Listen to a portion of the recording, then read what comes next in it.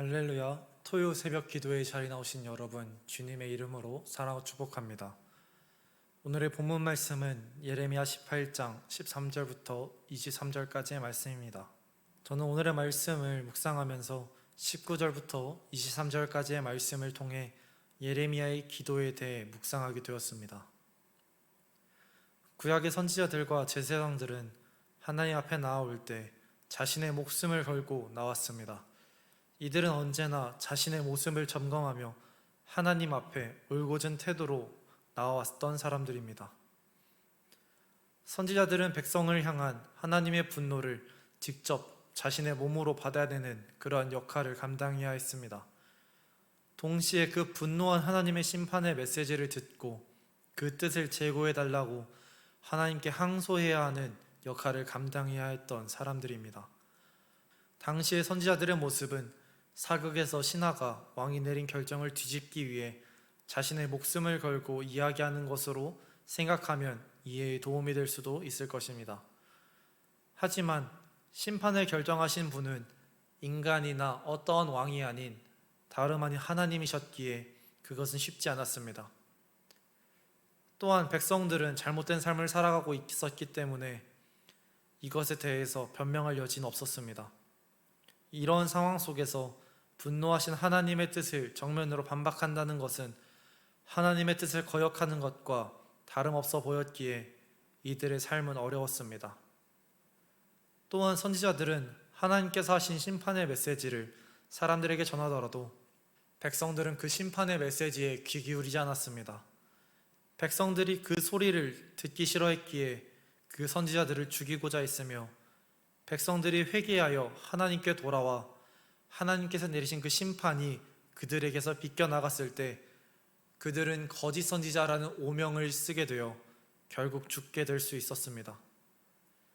이처럼 선지자들은 자신의 백성들을 위해 자기의 목숨을 내놓고 하나님의 뜻에 제고를 요청하는 사람들이었으며, 심판의 메시지를 사람들에게 전할 때도 자신의 목숨을 걸어가며 그들에게 전했던 그런 사명을 감당하던 사람들이 선지자들이었습니다. 우리는 그동안 예레미야서를 묵상하면서 선지자로서의 예레미야가 얼마나 백성들을 사랑하는지 알 수 있습니다. 그러나 오늘의 말씀을 보면 이스라엘 백성들은 예레미야를 통해 하나님의 분노와 심판에 대해서 들었음에도 들은 척하지도 않은 채 그들의 마음을 하나님께 돌이키지도 않았습니다.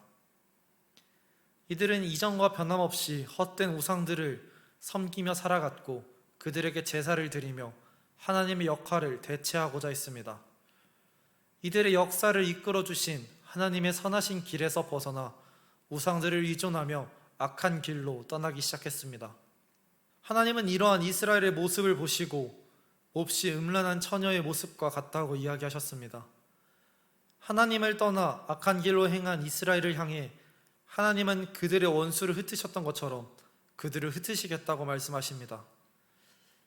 이들이 고난을 받는 중에 하나님을 바라보고 하나님께 부르짖을지라도 하나님은 그들의 소리에 귀 기울이지 않고 얼굴을 돌려 그들에게 외면하시겠다 말씀하십니다.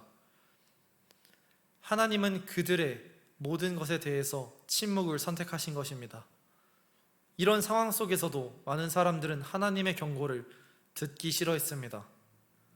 하나님을 주인으로 인정하지도 하나님을 따르고자 행동하지도 않았습니다. 그저 자신이 원하는 것을 따라 살아가고자 했습니다. 그러다 보니 사람들은 자신들에게 쓴소리를 하는 예레미야와 같은 선지자들을 싫어하게 되었습니다. 예레미야를 싫어하는 사람들은 예레미야 너만 없으면 이라는 마음으로 예레미야를 해치기 위해 작당모의하기 시작합니다. 왜냐하면 이들이 생각하기에 예레미야가 없더라도 제사장들을 통해 율법을 알 수 있었기 때문입니다. 다른 지혜로운 자들을 통해 이를 해결할 수 있는 현명한 방법을 알 수 있을 거라 생각했기 때문입니다. 또한 하나님의 말씀을 듣는 것도 예레미야가 아니더라도 다른 선지자들을 통해 들을 수 있다며 대체할 수 있다 생각했습니다. 자신들에게 좋은 소리를 해주는, 자기가 듣고 싶은 이야기만 해주는 그런 선지자들을 찾아가 좋은 이야기만 듣고 싶어 했기 때문입니다. 결국 이들은 자신의 불의를 지적하는 소리가 듣기 싫어 쓴소리를 하는 예레미야에게 해를 입혀 간신처럼 사탕 발린 소리만 하는 그런 선지자들만 남기고자 했습니다. 하나님의 말씀을 외면한 채 자신이 원하는 대로 살아가고 싶어 한 것입니다. 이스라엘은 일부가 부패한 것이 아니라 전적으로 부패하기 시작했습니다. 그럼에도 예레미야는 이스라엘을 위해, 자신이 사랑하는 그 백성들을 위해 자신의 목숨을 내놓으며 하나님께 기도하였습니다. 하나님은 이스라엘이 하나님이 인도하시는 그 선한 길을 떠났을 때부터, 그 선한 길을 떠나 악한 길로 향했을 때부터 그들을 심판하고자 하였습니다. 하나님의 변하지 않으시는 그 심판의 계획 속에서도 예레미야는 그들을 변호하고 그들을 향한 그 뜻을 돌이켜달라고 기도했습니다. 그러나 이스라엘 백성들은 하나님의 심판의 메시지를 들었음에도 자신의 마음을 돌이키지 않았습니다. 이스라엘 백성들은 예레미야가 그동안 자신들을 위하여 했었던 모든 은혜를 다 잊어버리고 말았습니다. 자신들을 향한 수많은 경고와 심판의 메시지를 들었음에도 그들의 삶은 달라지는 것이 없었습니다. 이들은 예레미야가 그동안 민족의 멸망을 막기 위해 얼마나 노력했는지 알지 못합니다. 그저 자신의 삶에 안주하여 자신의 평화를 방해하는 예레미야를 죽이고자 했을 뿐입니다. 이러한 선을 악으로 갚는 행위는 끊이지 않는 굴레 속에서 이어지고 있었습니다. 예레미야는 이러한 배은망덕한 이스라엘을 바라보는 것이 아니라 공의의 하나님을 바라보며 자신의 억울함을 토로하기 시작했습니다. 이제 백성들을 위해 기도하였던 예레미야는 백성들을 향한 중보의 기도를 멈추고 하나님께 그들의 멸망을 위하여 기도하기 시작합니다. 이 기도의 내용이 우리가 보기에 어떻게 이러한 내용을 하나님께 기도할 수 있지라는 생각을 하게 만듭니다. 어떻게 선지자라는 사람이 자신의 백성들을 위해 이렇게 기도할 수 있지라고 생각할 수 있습니다. 하지만 사실 이 기도의 내용은 하나님의 심판의 계획에 알맞는 기도였습니다. 우리는 기도를 생각할 때 거룩한 것, 중요한 것이라고 생각합니다. 그렇기 때문에 우리는 기도를 할 때 마치 왕에게 상소문을 올리는 어떠한 신하들처럼 엄중하고 정갈하게 올려야 된다라고 생각합니다.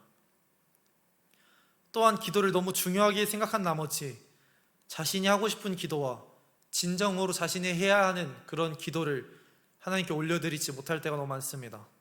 그러나 기도는 하나님과 우리가 하는 대화입니다. 예레미야는 하나님께 왕에게 상소문을 올리는 신하처럼 엄중하고 진지하게 격식을 차려 기도하지 않았습니다. 예레미야는 자신의 처한 그 억울한 상황 속에서 하나님께 진심으로 자신의 심정을 아뢰며 하나님의 공의를 간구했던 것입니다. 이 세상은 날마다 악해져 가고 있습니다. 하나님을 싫어하는 사람들이 늘어나 하나님을 등지며 자신이 원하는 것을 따라 나아가고 있는 사람들이 늘어나고 있습니다. 수많은 사람들이 하나님을 따르는 사람들을 미련하다 욕하며 조롱하고 이용하려고 합니다. 이러한 상황 속에서 그리스도인들은 휘둘리며 살아가는 것이 아니라 오히려 하나님께 옳은 길을 간구하며 그 길을 따라가야 하는 사람들입니다.